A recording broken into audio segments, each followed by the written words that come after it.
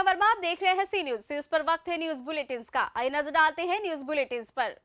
श्रावस्ती गिलौला थाने police हिरासत में बंद व्यक्ति की हुई मौत। सपा कार्यकर्ताओं के साथ पहुंचे सपा जिलाध्यक्ष ग्राम दर्जीपुरवा वाजिद अली नाम का व्यक्ति बताया जा रहा है। सपा जिलाध्यक्ष सर्वजीत यादव का एक बड़ा आरोप, परिजनों को गुमराह करती रही पुलिस।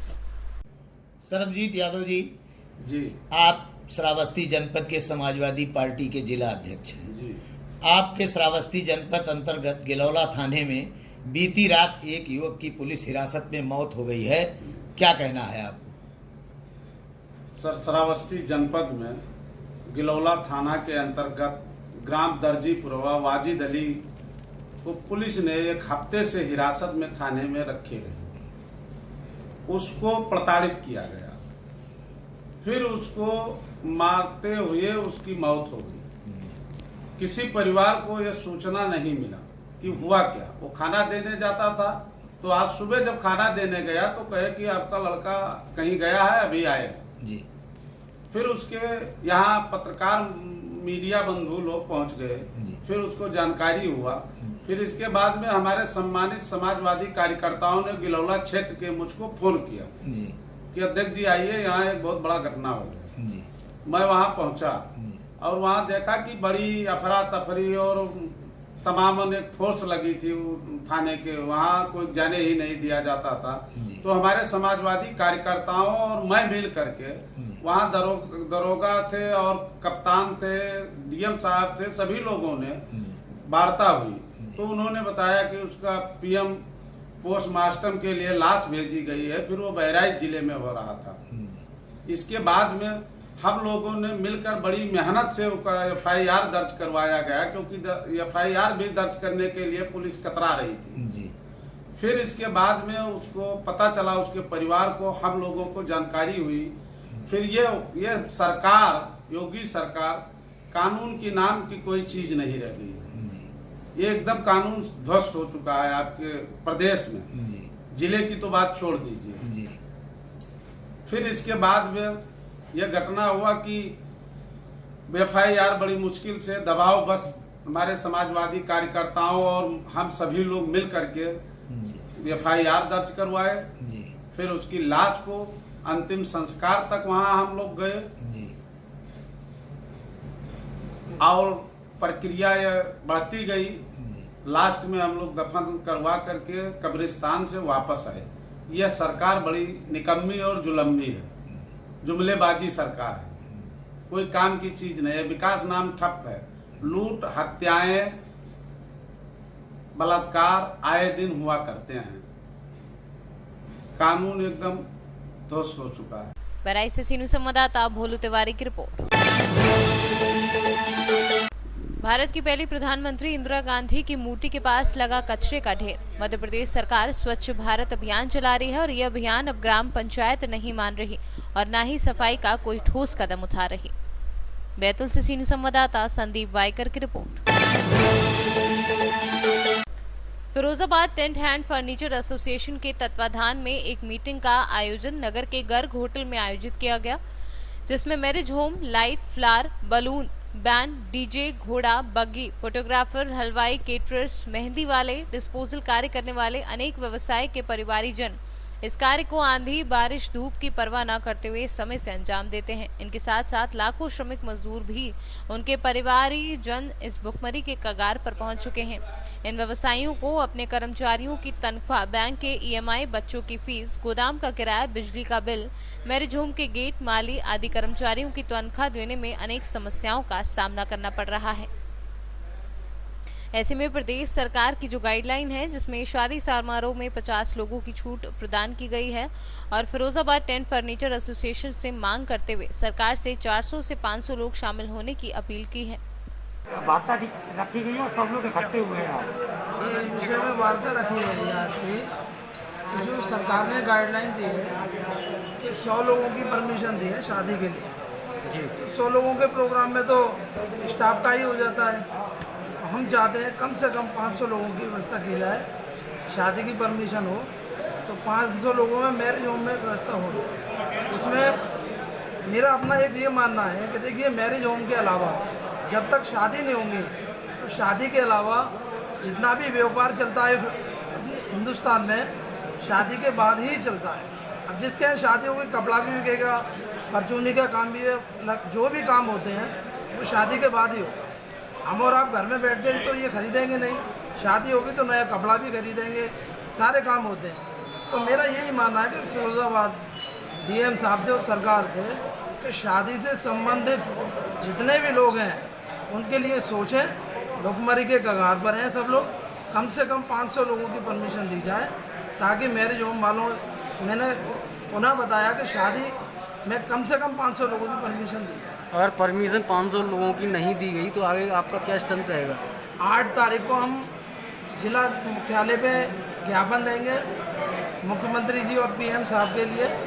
अगर फिर भी हमारी मांगे नहीं गई तो हम धरना और आगे के लिए कार्रवाई के लिए हम आगे बताएंगे। फिरोजाबाद से सीनियर संवाददाता इरफान अब्बासी की रिपोर्ट। गया जिला के बाराचट्टी थाना क्षेत्र के बाराडी गांव के निवासी रामशरण महतो पेशे से छोटा किसान है। कम ही जमीन में अपने परिवार का पालन पोषण कर जीवन यापन कर लेते हैं। गौरतलब है कि रामशरण महतो को अपने बड़े बेटे की शादी 6 वर्ष पहले बाराचट्टी के सरमा बाजार स्थित धनाचक गांव में की थी। कुछ वर्षों बाद पुतों ने अपने पति के साथ रहना पसंद नहीं किया और अपने सास ससुर पति पर केस दर्ज किया।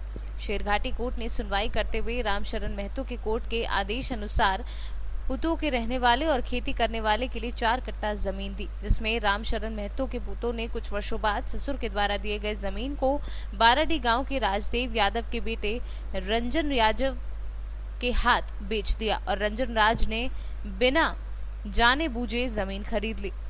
उससे जमीन का मोटेशन रामशरण के द्वारा रुकवा दिया गया। वह जमीन विवादित जमीन हो गई थी क्योंकि जमीन रामशरण महतो अपने बहू को रहने के लिए दी थी, बेचने के लिए नहीं।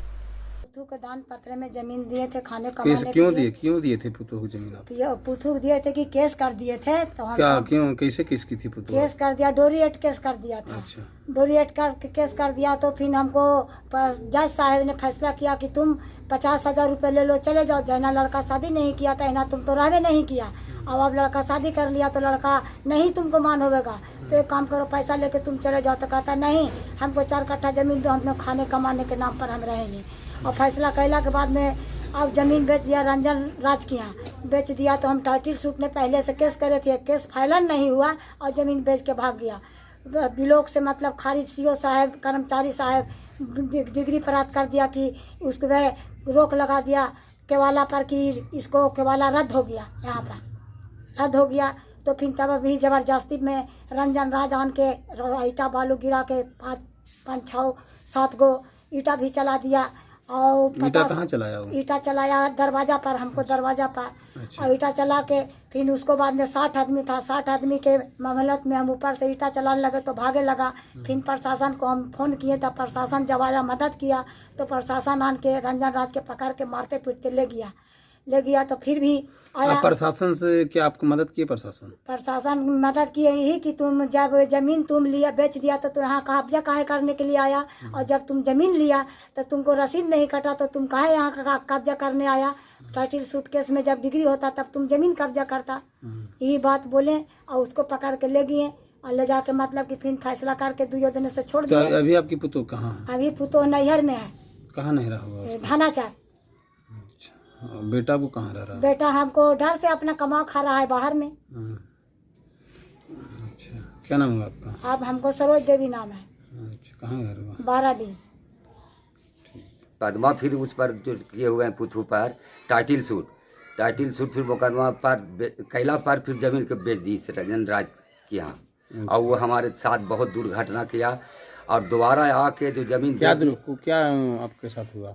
वह हुआ जो है कि फिर दोबारा जो है से रंजन राज के साथ में आया और कब्जा करने के लिए ज़मीन, मतलब जैसे ज़मीन पर मेरा चढ़ गया। और मतलब चढ़ने के बाद बहुत हमारा दुर्घटना जो है से बहुत किया। केवाड़ी फिर फाड़ दिया, केवाड़ी दरवाज़ा फिर एक कवार के लेके भाग गया, घर में ले जाके सब माल बरामद कैले है और ताला फिर तोड़ दिया है।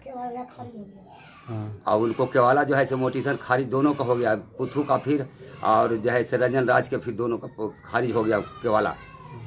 तब फिर जबरदस्ती में थाना में रुपया दे के बड़ा बाबू के और दे के रुपया फिर जबरदस्ती कब्जा कर रहा था। थाना पुलिस ऑर्डर कर दिया कि जाओ तुम जबरदस्ती मतलब जाकर जमीन बनाओ, घर बनाओ वहाँ।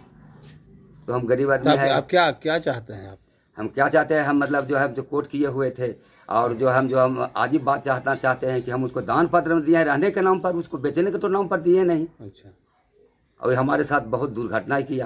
तभी अभी मामला क्या है? अभी मामला है कि हाल फिलहाल में मार पीट करके हम लोग के दरवाजा में मतलब सब ताला तोड़ के अब मतलब पैसा कौड़ी सब फिर निकाल दिया, जेवर पाती था सब।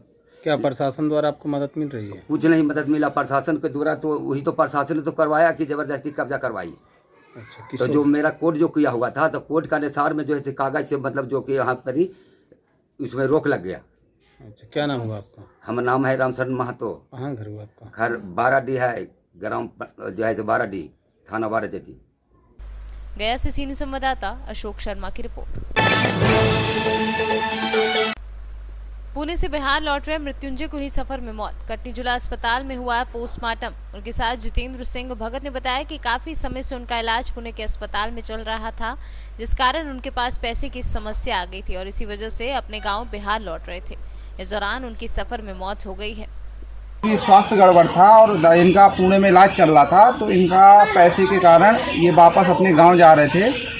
तो इनके जीजा जी का यहाँ पर ट्रेन में एक्सपायर हो गए थे, तो ये कटनी स्टेशन में उतर गए। हमारे जो सरकारी विभाग के रेलवे प्रशासन जो है रेलवे प्रशासन के जो पर्सनल एम्प्लॉय हैं, इन्होंने हमको जानकारी दी। मेरे पास फ़ोन आया, श्री महाकाल सरकार समिति से हूँ मैं।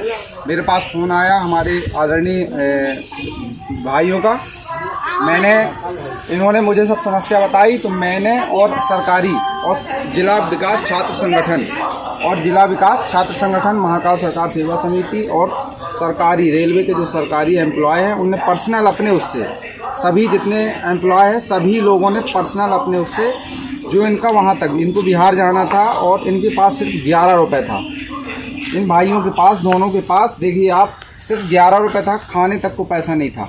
तो इन तीनों लोगों ने मिलकर इनकी जो है पूरी व्यवस्था की है जाने की, जिसका बाय रोड खर्चा जाने का लमसम 25,000 रुपये था। तो पूरे खर्चे की जवाबदारी हम तीनों लोगों की थी, महाकाल सरकार सेवा समिति, जिला विकास संगठन और रेलवे के जो हमारे एम्प्लॉय। कटनी से सीनियर संवाददाता बालकृष्ण नामदेव की रिपोर्ट। न्यूज बुलेटिन में फिलहाल इतना ही। बाकी देश और दुनिया से जुड़ी बड़ी खबरें जानने के लिए विजिट करें हमारी वेबसाइट cnewsbharat.com पर और अपडेट रहने के लिए प्ले स्टोर से डाउनलोड करें सी न्यूज भारत ऐप। बने रहिए सी न्यूज के साथ, हर खबर आपके साथ, आपके हाथ।